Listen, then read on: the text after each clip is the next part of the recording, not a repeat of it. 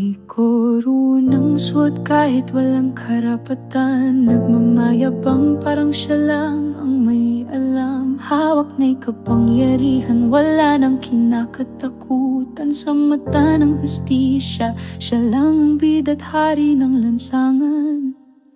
Sa mga mata ng tao, siya'y walang kasalanan, ngunit sa lalim ng mesa, nagbibilang ng yaman. Hawak niya'y batas na likha ng kanyang kamay, at sinong manghahadlang agad niyang sisikilin.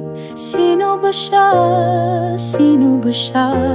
Na kayang labanan ang batas ng bayan. Sino ba siya? Sino ba siya? Na ang puso'y bato't hindi nadadala ng konsensya. Batas ko'y akin lang, walang makakapigil. Ako ang hari dito, ako ang batas at langit. Batas ko'y akin lang, ako lang ang tama. Lahat ng hadlang, tiyak na mapapahama.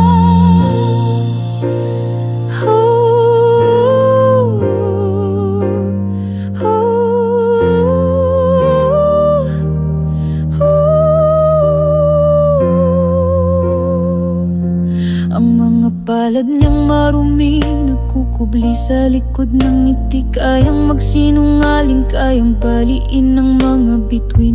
Nagbubulag-bulagan sa hirap ng bayan, nananatiling matibay, walang pakialam sa sambayanan. Sino ba siya? Sino ba siya? Na kayang labanan ang batas ng bayan. Sino ba siya? Sino ba siya?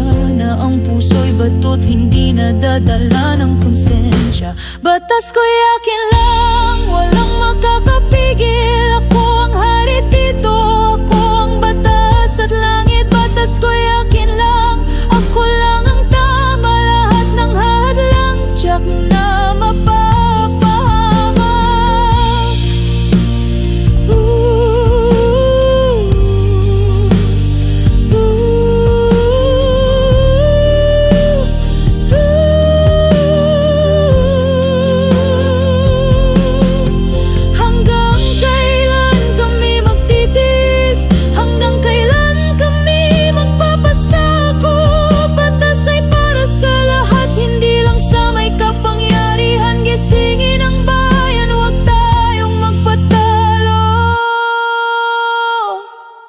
Batas ko'y akin lang, walang makakapigil. Ako ang hari dito, ako ang batas at langit. Batas ko'y akin lang, ako lang ang tama. Lahat ng hadlang, tiyak na mapapahama.